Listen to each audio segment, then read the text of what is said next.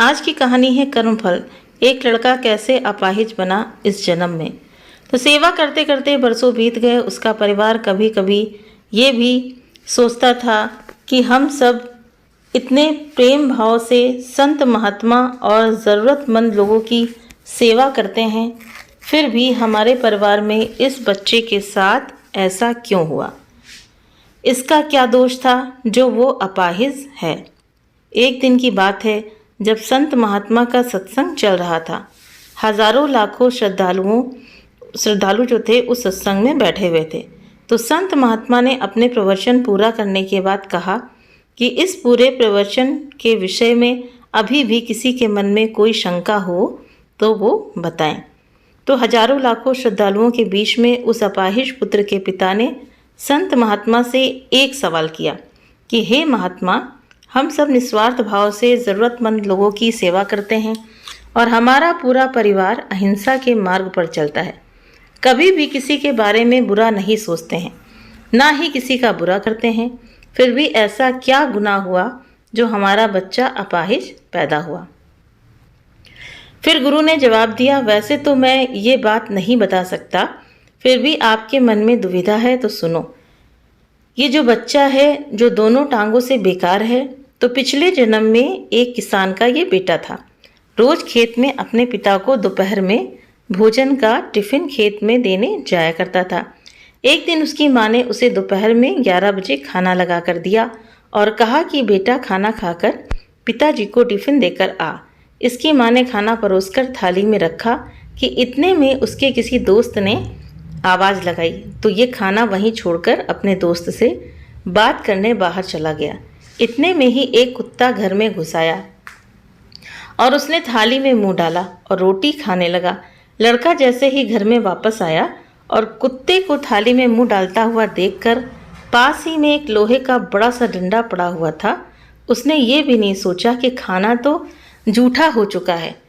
बिना सोचे समझे उस कुत्ते की दोनों टांग पर इतनी जोर से लोहे का डंडा मारा कि वो कुत्ता अपनी ज़िंदगी में जब तक जिंदा रहा दोनों पैरों से बेकार होकर घसीटते घसीटते ज़िंदगी जिया और तड़प तड़प कर वो मर गया। ये उसी कुत्ते की बद्दुआ का फल है जो इस जन्म में ये दोनों टांगों से अपाहिज पैदा हुआ है। संत महात्मा ने कहा, पुत्र, इस संसार में इंसान को अपने अपने कर्मों का फल भुगतना ही पड़ता है। इस संसार में अगर किसी की टांग तोड़ी है तो स्वाभाविक है कि अगले जन्म में आपकी टांग टूटनी ही है। अगर आप किसी को नुकसान पहुंचाओगे तो आपका भी नुकसान होगा ही, इस जन्म में नहीं तो अगले जन्म में। इसलिए जो भी कर्म करो सोच समझ कर ही करो। जो प्रकृति के नियमों का पालन करता है वो परमात्मा के करीब है। लेकिन ध्यान रहे, यदि परमात्मा भी मनुष्य के रूप में अवतरित होता है तो वो उन सारे नियमों का पालन करता है जो एक समान मनुष्यों के लिए होते हैं।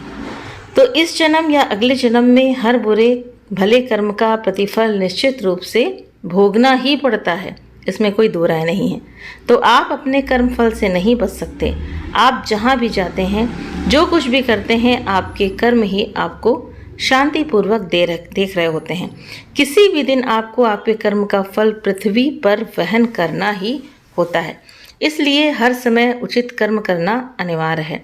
भगवान श्री कृष्ण ने गीता में कर्म को प्रधानता देते हुए कहा कि यहाँ तक स्पष्ट किया है कि व्यक्ति की यात्रा जहाँ से छूटती है अगले जन्म में वो वहीं से प्रारंभ होती है।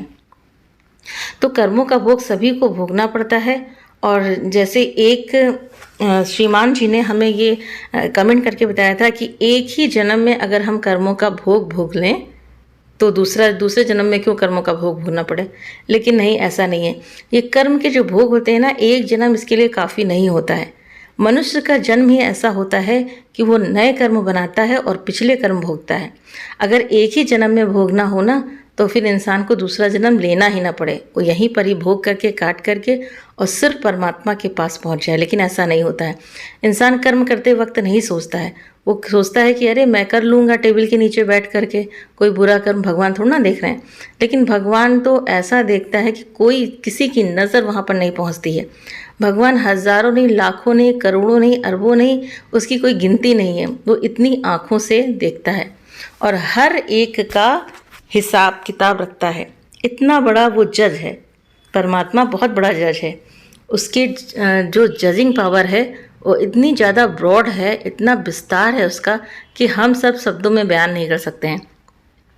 तो कहने का मतलब यही है कि पाप पुण्य का बनकर आया मैं तेरा ठेकेदार।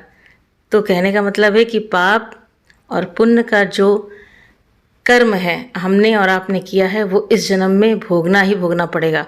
और अगर ये जन्म भी छोटा पड़ गया तो आप अगले जन्म में आकर भोगोगे, लेकिन कोई ज़रूरी नहीं है कि वो जन्म आपको मनुष्य का ही मिले। इसमें कोई भी मतलब ज़रूरी नहीं है, आप पशु भी बन सकते हो, लेकिन भोग तो भोगना ही पड़ेगा।